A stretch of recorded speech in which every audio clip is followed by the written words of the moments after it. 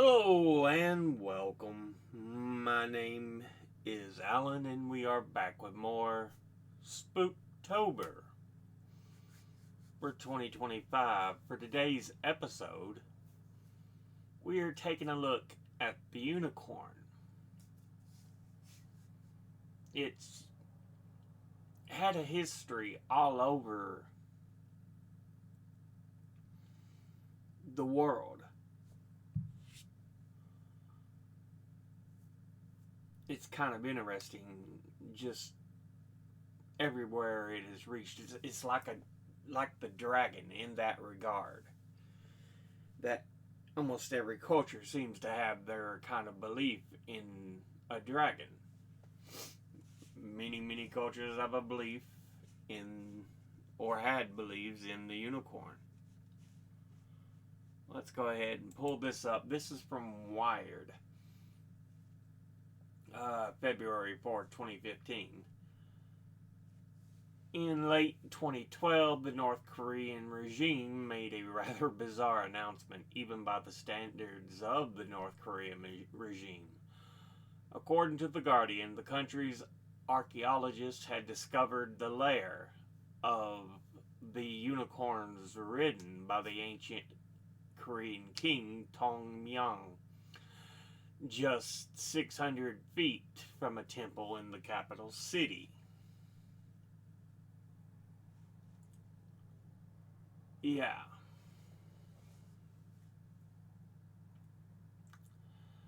What might have tipped the scientist off was, no joke, the words unicorn lair written right in front of the damn thing. But a week later, The Guardian ran a second article with a frank admission.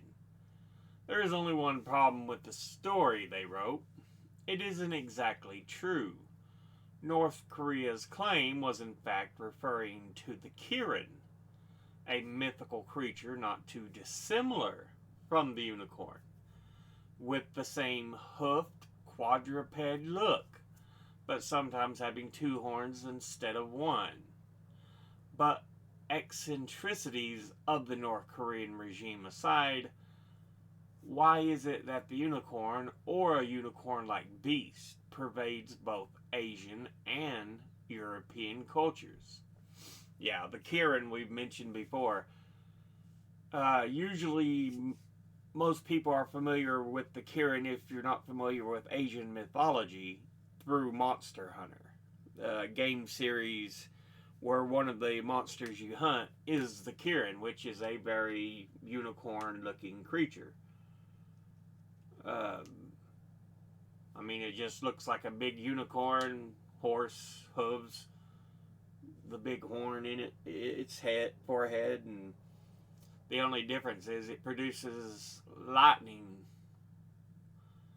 when it steps. So yeah. But anyway, if you're looking to figure out how an ancient myth started to get out of hand, a good place is to start with the great Roman naturalist Pliny the Elder, whose epic encyclopedia, Natural History, stood largely as fact for some 1600 years. Problem was, Pliny wasn't the most incredulous of writers, and crammed his encyclopedia with pretty much any account he could get his hands on. The unicorn, he wrote, is the fiercest animal, and it is said that it is impossible to capture one alive. It is the body of a horse, the head of a stag, the feet of an elephant, and the tail of a boar, and a single black horn 3 feet long in the middle of its forehead. Its cry is a deep bellow. Yeah, quite different than what we know it as today. The unicorn then shows up in various places in the Bible, at least according to some translations. It's sometimes instead referred to as the oryx, a kind of antelope whose antlers are indeed sewed as unicorn horns in medieval times, or as the auroch, a massive type of cattle that went extinct in the 17th century. Here its fierceness is affirmed. Numbers 24:8, for instance. God brought him forth out of Egypt. He hath, as it were, the strength of a unicorn. He shall eat up the nations, his enemies, and shall break their bones and pierce them with his arrows. In the 7th century, the scholar Isidore of Seville chimed in, noting that the unicorn is very strong and pierces anything it attacks. It fights with elephants and kills them by wounding them in the belly. It also helped popularize the myth that would serve as a hallmark of the European folklore for centuries to come. Catching a unicorn is impossible unless you have access to a virgin woman. The unicorn is too strong to be caught by hunters, he writes, except by a trick. If a virgin girl is placed in front of a unicorn and she bares her breast to it, all of its fierceness will cease and it will lay its head on her bosom, and thus quieted is easily caught. It'll suckle until it's lulled to sleep.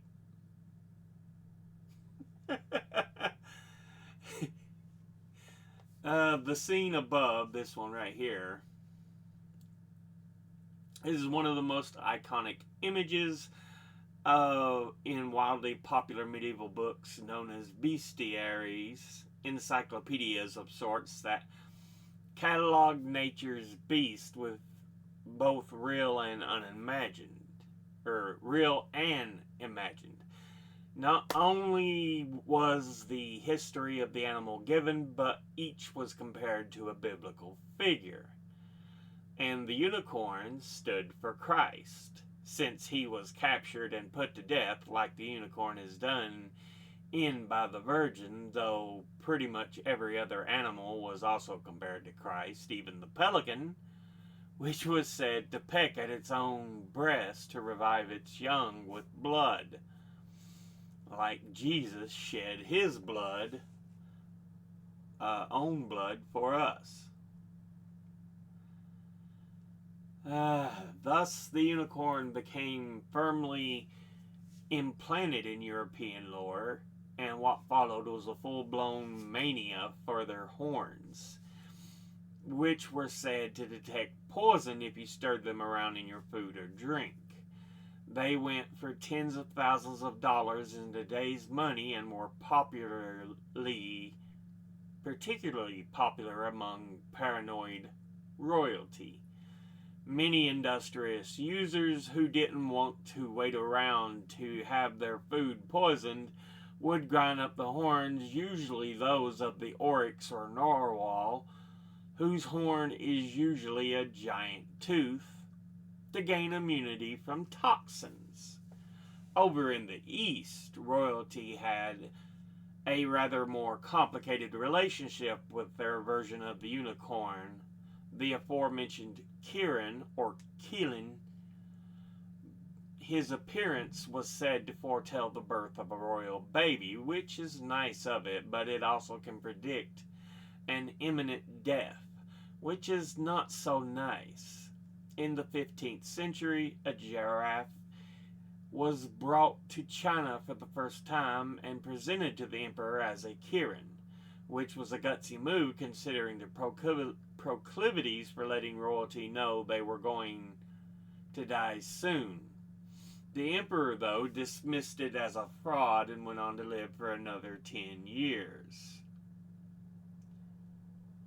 The myth of the unicorn may have come from sightings of antelope or such ungulates with only one horn having either been born with the defect or lost the horn when scrapping with a predator or under or one of his own kind. Less likely still is seeing a normal antelope from afar in profile, since that would only last as long as the animal didn't move. As a far more likely culprit is the Indian rhinoceros.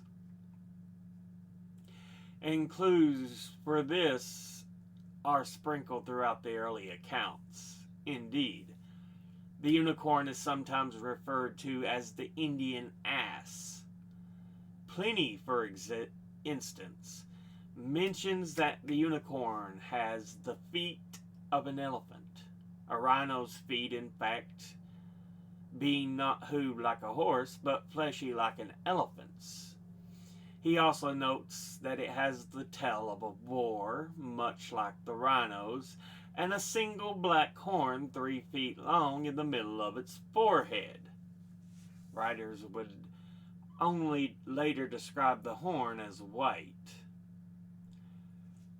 The ancient Greeks and Romans, you see, had been making forays into India and bringing back tales of strange beasts there, and in fact tended to get a bit lost. Cotton, for instance, was said to grow in India as an actual lamb that sprouted from the ground, just hanging there patiently producing cotton. And while Pliny actually did a pretty good job of describing the rhino, his popularization of the unicorn picked up more and more improbabilities as the centuries wore on. We also know that the ancient Chinese had contact with rhinos from art made out of their horns, so the animal could well have also inspired the Kirin. Today, the unicorn is a decidedly more magical, gentle creature running around on rainbows and inspiring millions of regular appearances in My Little Pony, and the occasional acid trip in North Korea, apparently. But yeah, that was the article from Wired. An interesting look back at some of the history of the unicorn. Let's go also with this. This is from Live Science. Where did the unicorn myth come from? Unicorns are likely inspired by several real-life animals. The unicorn is one of the most famous mythical creatures, often depicted as a white horse with a spiraling horn erupting from its forehead. It's not hard to imagine a horse with a horn, and for much of the mythical creature's history, people thought it actually existed. But where did this myth come from? Unicorn-like imagery dates back to the Indus Valley civilization about 3300 BC to 1300 BC in South Asia, which included parts of modern-day Afghanistan, Pakistan, and India. A side profile of what looks like a horse with a single horn appears on seals from that period. However, these images were likely depictions of aurochs, a now extinct wild ox, according to the St. Neots Museum in England. Written Chinese descriptions of an Asian unicorn date back as far as 2700 BC, according to the American Museum of Natural History in New York. This unicorn seemed to be a combination of different animals and had the body of a deer, the tail of an ox, a multicolored or scaly dragon-like coat, and a flesh-covered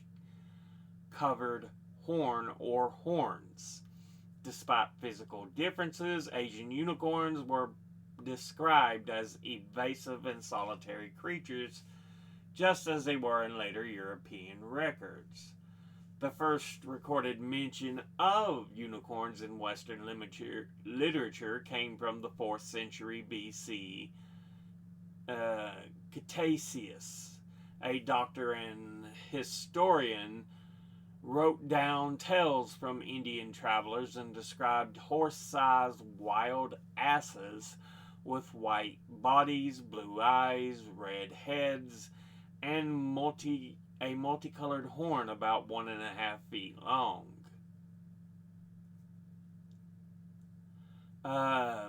His unicorn was likely based on descriptions of multiple animals such as wild asses and Indian rhinos. Translations or mistranslations helped transform the unicorn from confusing composite animals into majestic white creatures. In the 3rd century BC, scholars translating the Bible from Hebrew into Greek took the Hebrew word re'em, likely the name for aurochs, and turned it into the Greek word monokeros, which meant one horn, which had been used for rhinos. The word later became unicornus in Greek or in Latin translations of the Greek Bible, and unicorn in English versions of the Latin, according to Merriam-Webster. The unicorn thus became a biblical animal associated with Jesus Christ and purity. Italian explorer Marco Polo found unicorn stories didn't quite match up to reality when he traveled through Asia and saw what he thought was a unicorn for the first time in the 13th century, an account detailed in the Travels of Marco Polo. They delight in living in the mire and in mud, he wrote. It is a hideous beast to look at, in no way like what we think and say in our countries. Polo described the creature as having a large black horn, hair like a buffalo's, and feet like an elephant's. Today it is widely accepted that the unicorn Polo saw was a rhinoceros. In the Middle Ages, sailors and merchants introduced the narwhal tusks to European market and sold them as unicorn horns. Narwhals are toothed whales from the Arctic, and the male narwhals possess a projecting tooth 6.6 to 9.8 feet in length that resembles a horn. Europeans didn't have a consistent description of what unicorn horns should look like before narwhal tusks were traded. After the tusk arrived in medieval markets, unicorn horns were almost always described as being long, white, and spiraled, just like narwhal tusks. A 2004 study published in the European Journal of Archaeology noted that the narwhals were largely unknown to Europe in the Middle Ages, although some people hunted them and acquired their tusks. The unicorn is well known in medieval pictorial and written culture, particularly in the 14th and 15th centuries, whilst the absence of narwhals from Western European art and thought is striking. While narwhals actually existed, most people hadn't heard of them, and the tusks help reinforce tales of mythical unicorns, which weren't real, but were commonly believed in. The common belief among Europeans that unicorns actually existed waned in the 18th century, and after all, no one was able to find a real animal that matched the unicorn description. So, we get a bit of an idea of the history of how a unicorn, or the descriptions we see of unicorns, came to be. We have a little more information Britannica,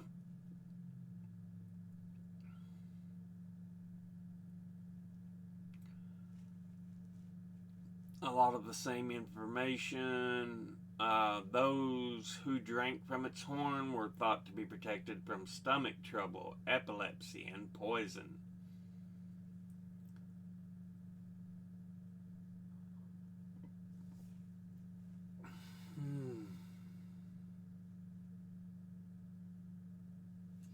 Let's see.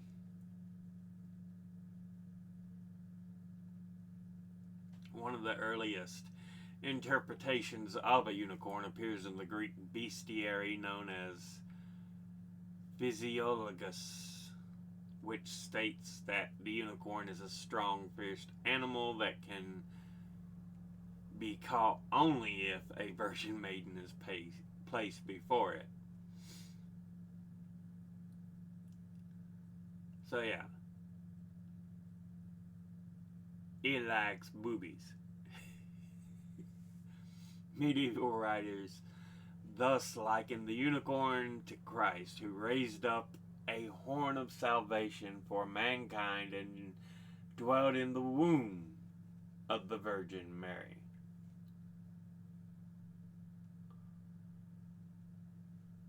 Battling elephants.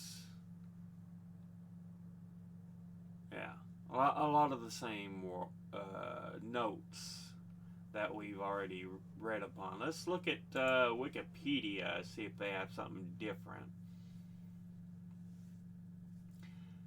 Yeah, the other entities it seems to be connected to: Kiran, Ram, Indrik, Shadavar, Kamaheto, Karkadan. But yeah.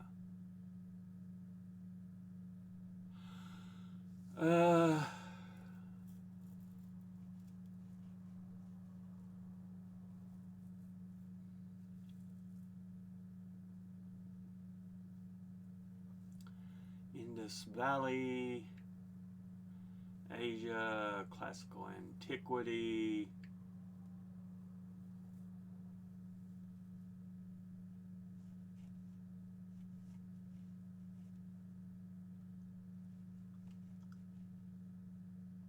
Sixth century Greek traveler Cosmas Indico Pleustes,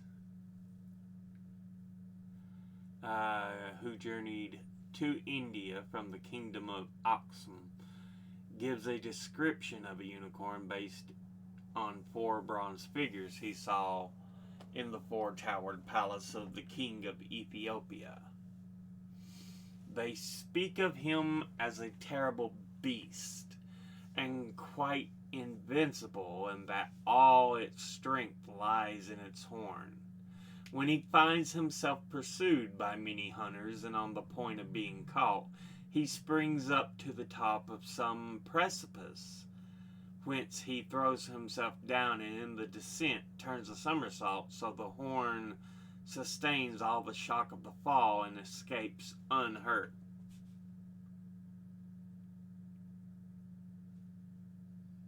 Okay.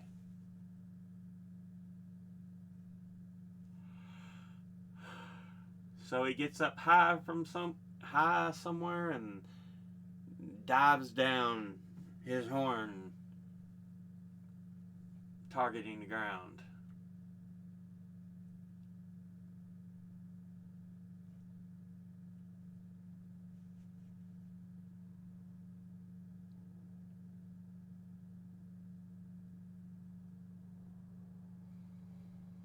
Let's see.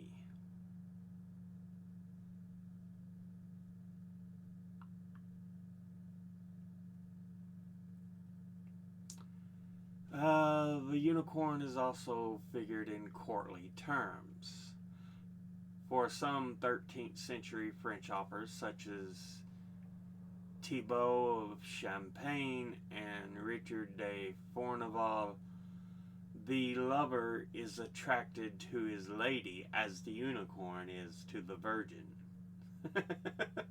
Wow. With the rise of humanism, the unicorn also acquired more orthodox secular meanings emblematic of chaste love and faithful marriage.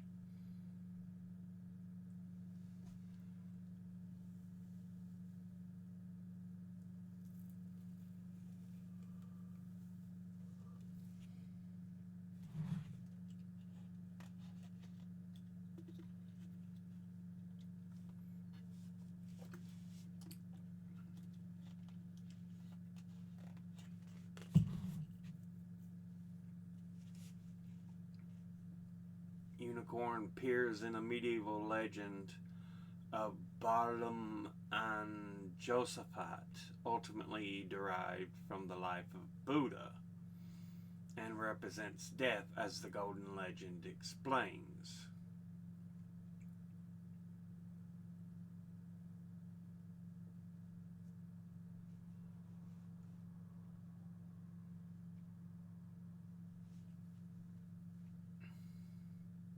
The horn itself and the substance it was made of was called olicorn.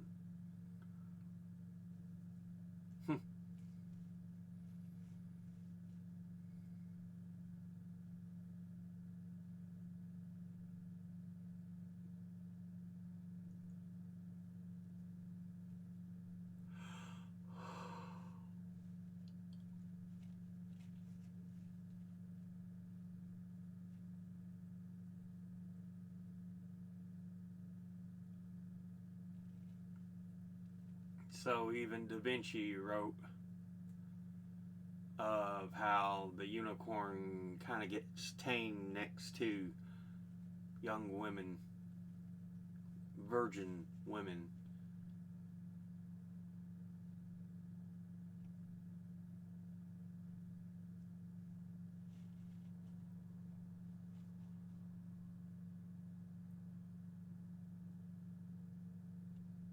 Let's see.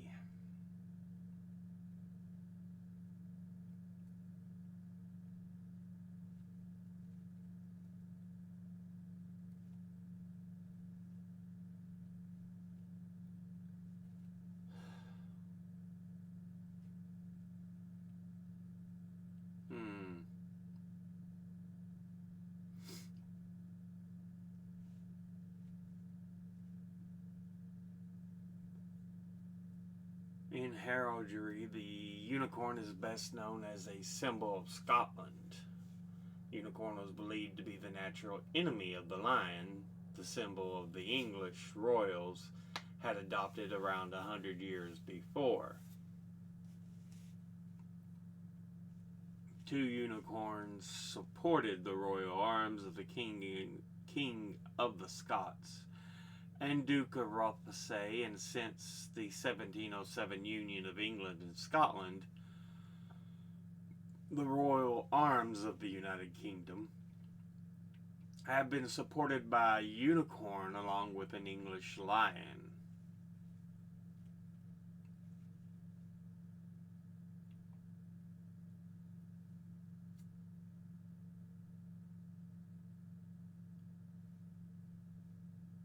Huh.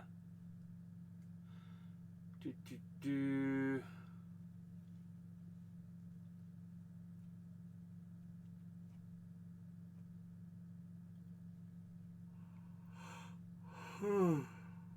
Modern culture, biblical,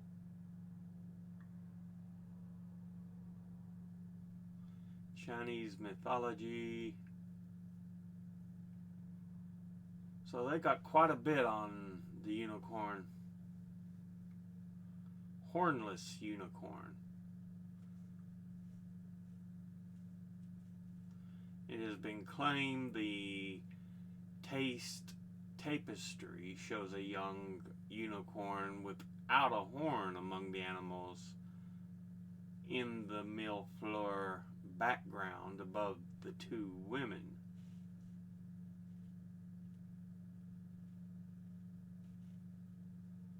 So they're saying that's a hornless unicorn. Okay.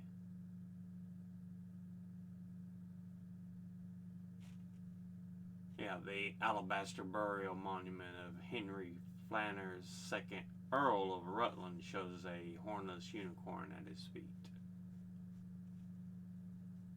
Interesting. Okay. But yeah,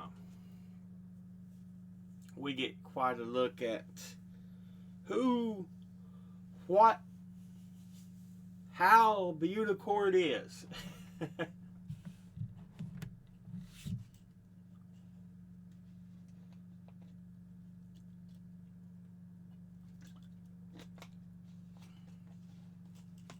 Yeah, not to be confused with Unicron. That was, yeah, I was getting ready to say Transformers, the big enemy.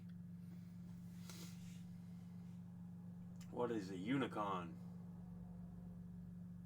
Oh, okay. But yeah.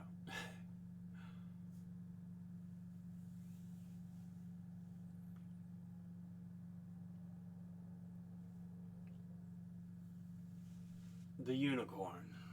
Interesting creature. Like we've already explained, it's been around most of the world.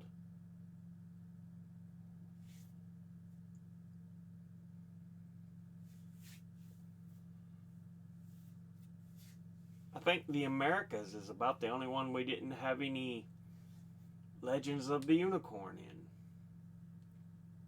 None in North, none in South. But we had them all over the rest of the world. Asia, Europe, Africa, India. Yeah. Just everywhere, man.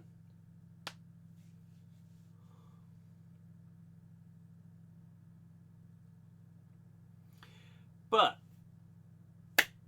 with that, we'll go ahead and end the episode there. As always, educate thyself. Think, read, study, learn. Someone tells you something you have trouble believing, ask them to cite their sources. I'll be putting my links and sources in the description box below the video. Thank you all for watching. I'll see you all in the next one. Until then, later.